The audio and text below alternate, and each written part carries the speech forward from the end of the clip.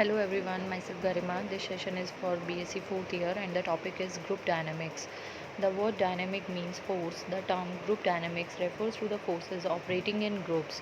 In today's explosion of information technology, communication continues to be a complex process. Group dynamics can be a very positive and helpful where team members support each other and do what is best. It can alternatively become destructive if individuals are allowed to continue with more selfish behaviors, such as never helping someone else, making their personal life and personal problems permeate their work, being negative about everything that happens, or complaining all the time. The nurse manager has an important role in this situation because it may be necessary to counsel individuals exhibiting negative behavior to achieve positive group dynamics.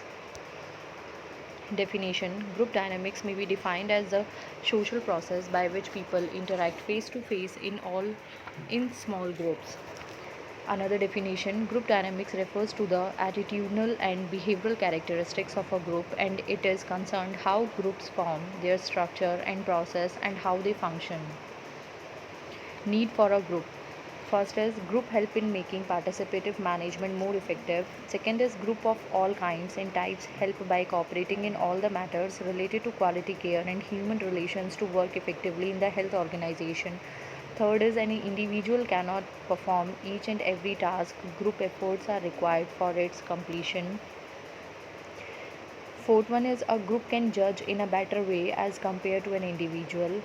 Fifth one is in a group, individuals communicate with each other, discuss their work performances, and take suggestions from each other to make it better. Then, sixth one is group efforts affect an individual, her attitude and behavior. Then, seventh one is group has the ability to satisfy the needs of its members. And last one is when accomplishing task, all members of a group together use their creative and innovative ideas than a single individual. Characteristics of a groups. In this first one is a goal oriented activities. In this, groups have goal oriented activities. They share some common goals. Second is well organized. In this, the groups are well organized and tend to bind roles to play, rules, regulation, and set of norms that gives unique identity. Then third is interdependency. In this, the members of a group are interdependent to each other. The influence of each other's action that brings changes in their personalities. Fourth one is power structure. In this, the leaders or a members of the group exercise a power that may be autocratic or democratic in nature, can be hierarchical, where power is vested in the highest authority of the group, or vertical, where it is vested in every member of the group. Fifth one is a group structure. Group structure is a pattern of relationships among members that hold the group together and help in achieving assigned goals. The groups exhibit different types of relationship that vary from group to group, and the purpose of having groups. Sixth one is size of the group. In this, a group has a definite number of members. The group size varies. It may range from two to many members. Then last one is a group functions. In this, each group should have functions. The functions of the group vary depending on its formation. It is formed to have self interest or to achieve some specific task or for socio emotional support. Then, characteristics of effective group. First one is democratic atmosphere. Second is involved and interested group members. Third is consensus in decision making. Fourth is clarity in task, roles, and assignments. Fifth one is there is emotional stability. Sixth one is a regular assessment of performance, purpose, and process. And last one is a constructive criticism. Principles of group dynamics. First is the members of the group must have a strong sense of belonging to the group. Second is changes in one part of the group may produce stress in another person, which can be reduced only by eliminating or allowing the change by bringing about readjustment in the related parts. Third is the group arises and functions owing to common motives. Fourth is groups survive by placing the members into functional hierarchy and facilitating the action towards the goals. Fifth one is the intergroup relations, group organization, and member participation is essential for effectiveness of a group. Sixth is information relating to needs for change, plans for change, and consequences of changes must be shared by members of a group. Objectives of a group dynamics. In this, first is to identify and analyze the social processes that impact on group development and performance.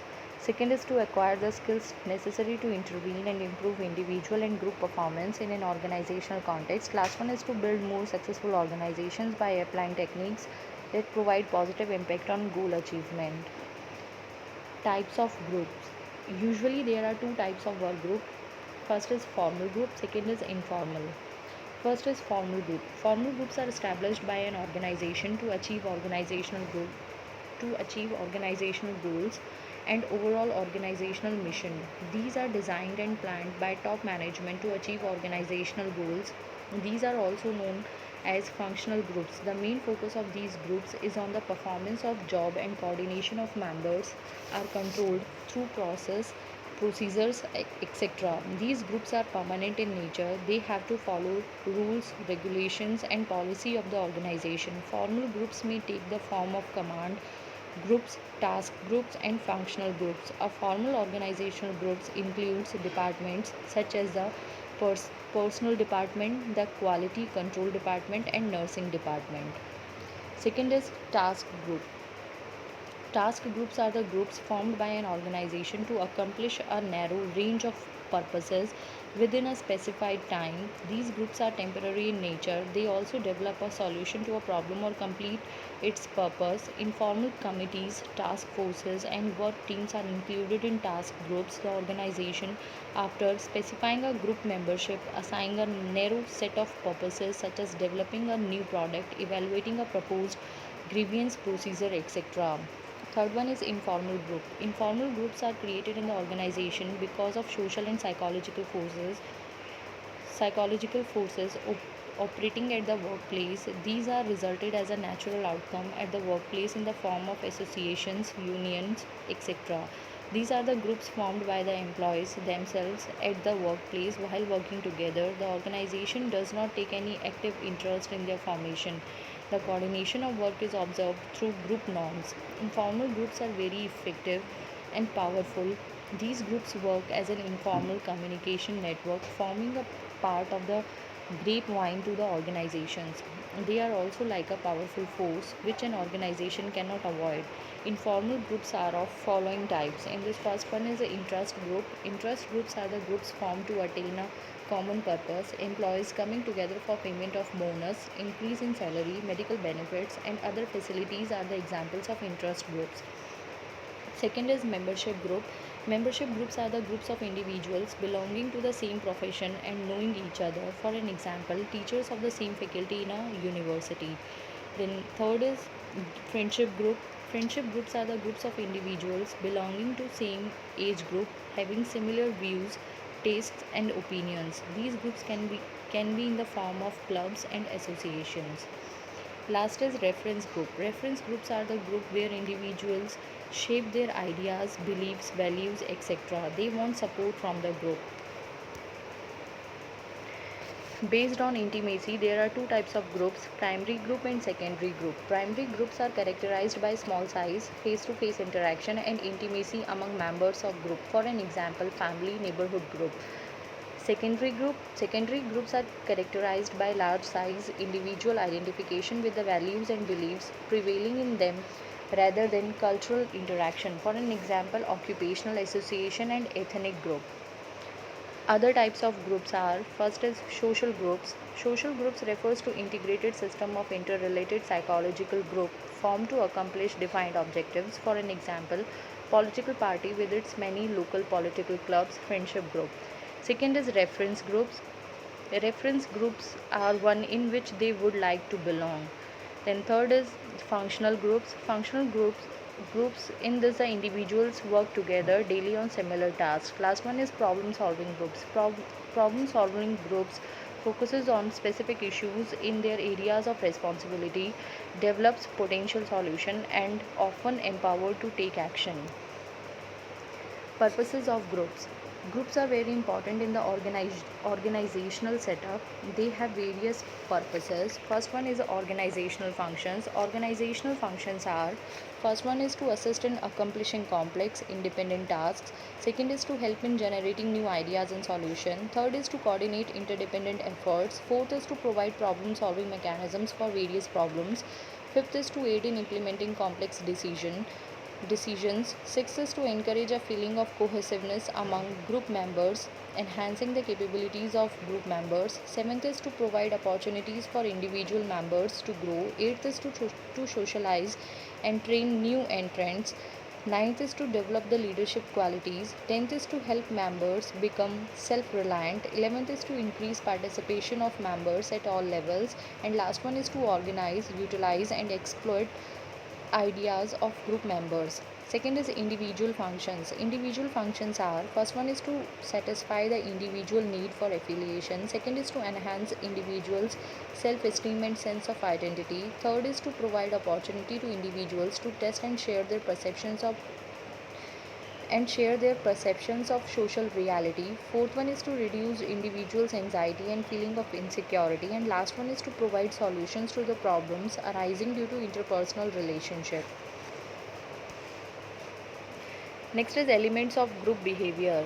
First is activity. When a person does something, for an example, talks, runs, manipulates machinery, and so forth, he is said to perform some activity. Second is interaction. By interaction, we mean a communication or contact between two or more persons, so that the activity of one responds to the activity of the other. Every conversation is an interaction. It is usually important to note by whom they are initiated and whether two or more persons are simultaneously involved. Third is beliefs. A belief or feeling which an employee must have in order to perform the assigned task is called required sentiment. The belief or feeling which an employee brings with him into a group because of his life outside it and his personal background is known as a given sentiments.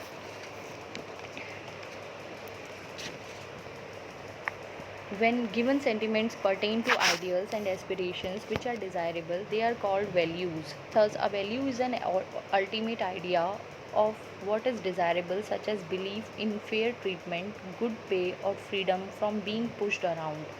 Fourth one is norms.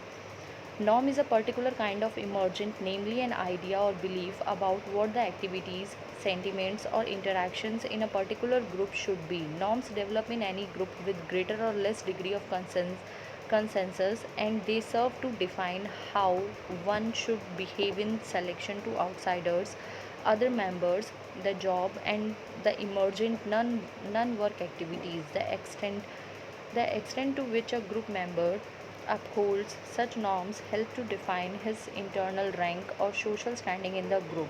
Last one is sentiments. Sentiments can be defined as an idea, belief, feeling about the work and others involved in it.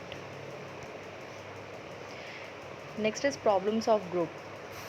First is lack of qualified leader, second is lack of participation, third is lack of interest in programs, fourth is membership, fifth is disorderly meetings, and last one is a poor group relation. Now the stages of group development. In this first one is forming. Forming is the first stage of group development, which is developed with getting acquainted with group members. During this stage, people have a sense of uncertainty, awkwardness, and anxiety. The people are not sure of what to do and how to do. In this, there is superficial level of harmony and cooperation. This stage serves the purpose of getting the group started off the ground in terms of motivation and commitment. The norms are established during this stage. These norms can be established by: first one is stating, in this explaining people how to behave. Second is modeling, in this demonstrating behavior for others to adopt. Last one is importing, in this bringing the behavior and customary in other social situations. These three methods need to be combined in order to work effectively. Second is storming, in this, the group is formed, people are acquainted with each other. The group members now begin to feel comfortable enough with their new environment. Each person in the group wants to have individual importance and influences the group. During this, the responsibility can be shifted to group as they have moved into moderate level of maturity. Third one is norming. During this stage, problem in the group start taking responsibility for resolving conflict and strengthening the friendship. There is growth of affection and establishment of personal relationships. It means during this stage, group members are becoming personal. Fourth is performing. This stage is characterized by working together, that is, harmony among the group members, decision making and problem solving is shared in the group. The group is mature enough to attend to its own needs in terms of task and relationship matters. Last one is transference. During this stage, the group members are able to transfer the things which they have learned about themselves and being in a group back to their regular lives.